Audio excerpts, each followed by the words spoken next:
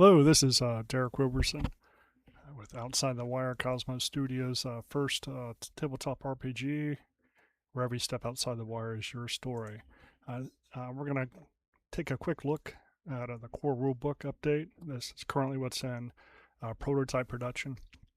The cover page, and then we'll go through just a couple pages quickly just to get everybody a look at what's going on.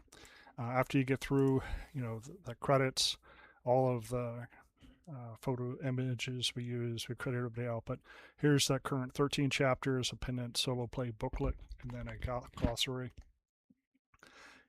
We'll quickly look at each one of these: character creation, blue forces, game master manual, combat encounters, running a session, the Sandbox war, how to build your own sandbox, the fictional part, red forces, how do they operate, life between sessions, what do you do at the fob, going solo play, tactics manual, introduction to basic military tactics, operational environment. These are the 5 regions we brought in, everything from the Middle East, Philippines, and Africa, so forth. And then our first mission. And appendix includes a couple of things, including glossary. Again, just a quick look at each one of these, and we'll get through this in hopefully just a couple minutes, so you get your first look about everything that's happening outside the wire. So 14, start there with character creation. And as you know, this is one of the longest chapters, and we go in quite much detail. And I've done this on multiple sites, but you kind of get a quick look right here, including that how to get to the app, about how to build a character. Again, very quickly designed, including generator tables. And then it goes right into the different specialties, riflemen. You get hooks. You get profile. Here's an example character, how we build them quickly. Snipers. Again, all the way through initial character development. After the MOSs, we're going to break into how skills are laid out, experience is earned, and training, and go through skill progression. This is essentially the level up system within the game. The different schools, again, another way to improve your character in between deployments, if you will. Basic ranks, and then blue forces. This is really just organization. So here's an example Marine, a Marine profile for a squad, how they would be organized. Example 1 for the Army, for the British Army, French, Australia. We go there for 13 different countries. So it's gives you a chance for anybody who's outside the wire in the last 20 years to build. We also briefly cover soft forces, host nation forces, host nation army, host nation police, and then the standard equipment between a couple of areas that we'll use: 2001, 2006, 2007, 2013. Again, we kind of stopped at 13 because you got starting to see a lot of Ukrainian actions that kind of changed warfare, especially with drones in the last couple of years. But so we kind of felt the cutoff there for what we wanted to do. There's obviously a lot of play here. And after that, for Blue Forces equipment, so anything that was discussed in the 13 nations, we tried to also lay it out in an equipment manual, so you could say, hey, what's a day pack, and so forth. We lay out the weapons, lots of different weapons, just talked about briefly, different transportation, including helicopters, fire support systems, so forth. And we go into GM manual. And this, just the character generation gets you to 120 pages. Again, that's our main focus. Quickly after that, we lay into the GM manual, what you're seeing here, just how to run a session, beginning of that, talking about tone, how to set up the play, how the system, the core mechanics works, everything that, if you want to do a task, how does that look? Is it, what skill set do you use to determine if they're successful or not? So it is a and then quickly we talk about canines. There's a little bit on that with the EOD, but this is actually how we're going to handle canines in the game. Combat, so a couple pages goes through, and I think I've done this before. I won't kind of go quickly, but how to run combat. How do we call them die roll modifiers, sometimes DMs, sometimes you hear different terms, but essentially a modifier to your roll. Aircraft bombs, grenades, everything's enlisted in here. We also have a quick force and force if you want to resolve large forces, engagements quickly, a way to do that, how casualties are handled, and then strikes on vehicles, how they're handled. Encounters, we'll go through a number of different encounters. You can imagine the amount. We also have a compound generator here. As you go and encounter a compound, what's in each room. You can go through that. How to build NPCs, how they look, coming up with motivations, personalities, factions, all that stuff. Some basic skills for civilians, regulars, veterans, and elite. And then also the a basic encounter table. And then inside the encounter table is basically a loot table. We call them intel fragments here. And so as you discover a piece of intelligence, what does it mean? And it ties it to the game, hopefully, that you're playing right there. We also built about 20 stock NPCs. So they're different ones you can introduce into the game. Friendly forces, local civilians, and obviously red forces. How to run a session. That's chapter 6. You'll see quickly, as we go through the how to build a handout, what you should hand out, how to do a brief. And then it's not just talked about, examples given, but we also have a running commentary about a situation where they talk about if gameplay. So we also include a special mission insert. So like if you're not going to walk in or vehicle in, if you want to boat in by small craft or helicopter, even airborne, we go through those type of insertion.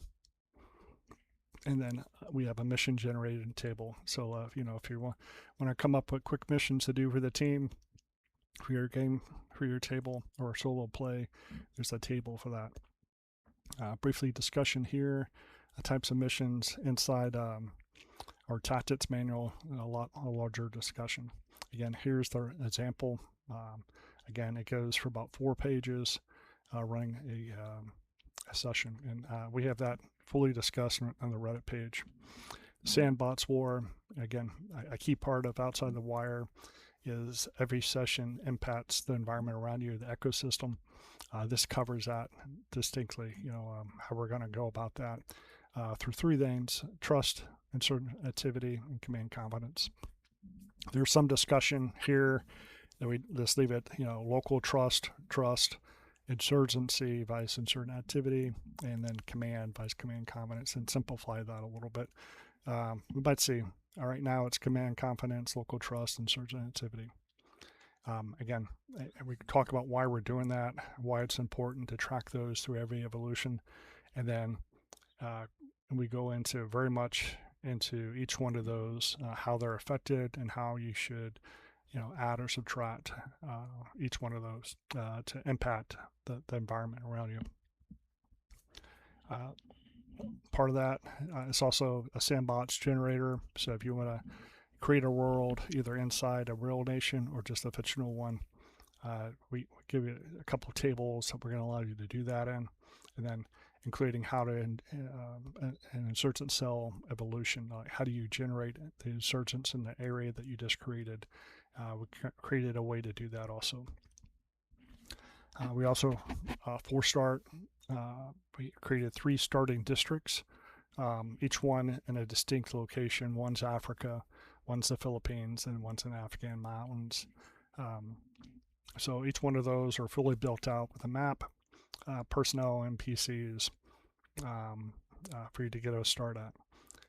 The last one is obviously a take off of our campaign for the Gillette set Iron Crossing.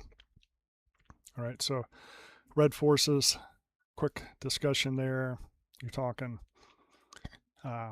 basically how they're organized. There's a lot of words here as we talk about the link between criminals, insurgency, and everything around it. Basic organization. Not saying they're all organized the same, but basic organization. And how a GM should role play them, or if you're solo play, how you're thinking about them role playing.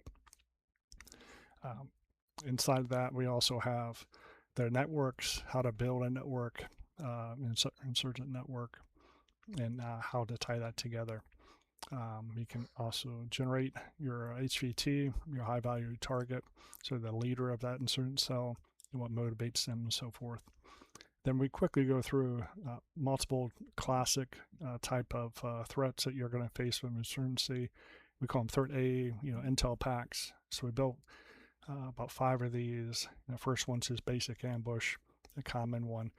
Second one's the IED, follow-on attack, again, fairly common. Hot LZ, hopefully not too common for you. Fake checkpoint, obviously they'll probably flee before you get there. Sniper threat, another big one. Criminal pirate activity, again, depending on where you're at, fairly prevalent across the board. The last one is how to build a large warlord or strongman force. So like if that was your counter for your area, how do you how many insurgents you're facing, or really warlord leading, how do you offset that? We talk about that a bit. Then how you can generate your warlord forces. Lastly, we also have a criminal networks and illicit economies, how those are tied together, and to make the game a little more interesting, you can welcome to add those in.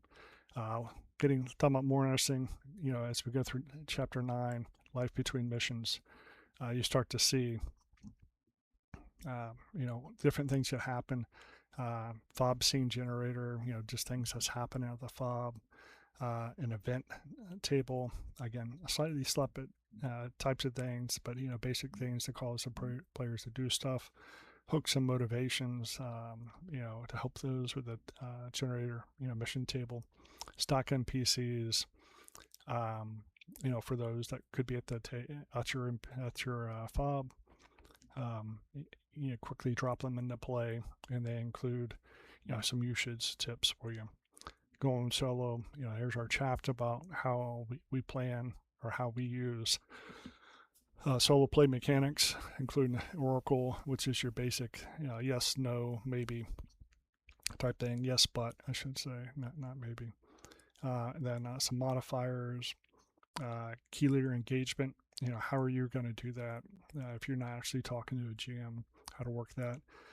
Enemy automata, basically the AI system for how insurgents respond, or your enemy ration by their level of discipline. Including Let's Play. A great one I like is the sunlight clock. Sometimes I call it sunlight dial, but essentially it's a great way to add pressure.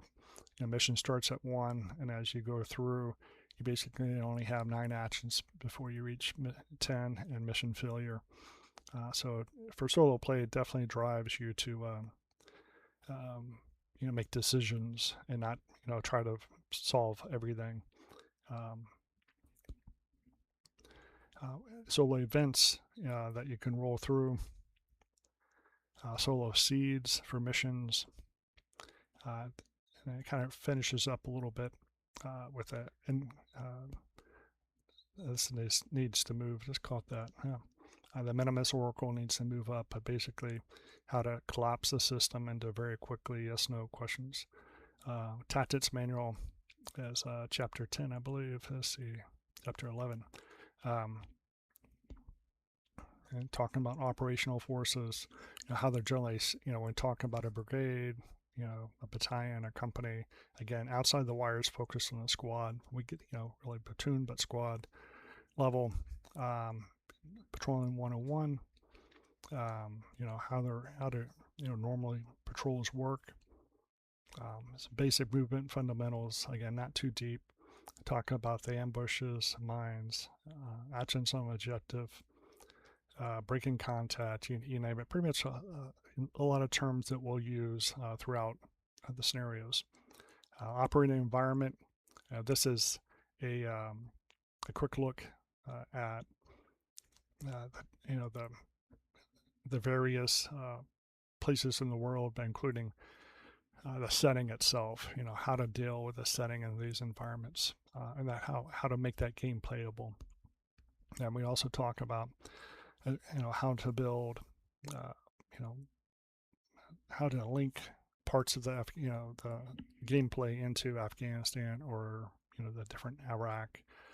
I think it's freezing up a little bit my system here. I believe we'll have probably Syria next, and then there we go, Africa next, and then the Philippines.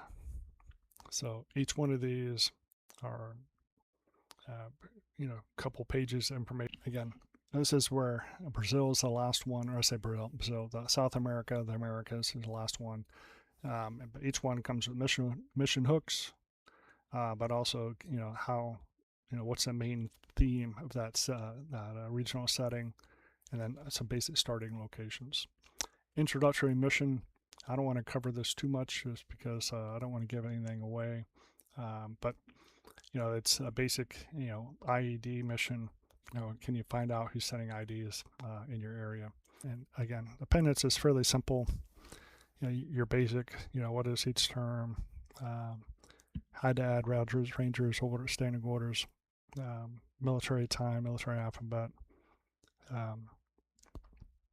and the solo play booklet. Again, it's basically a collapsed version of the solo chapter, and then we have a glossary at the end.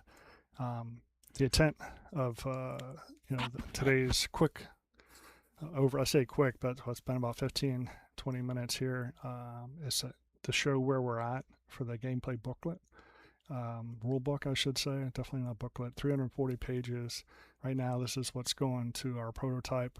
Look forward to seeing how it once I get it in my hand, I'll share that video, but you'll get a chance right now to kind of see what we have, what to look forward to once we go to production. Look forward to hearing your comments. This is, again, Derek Roberson, Cosmo Studios, with a quick look of Outside the Wire's core rulebook.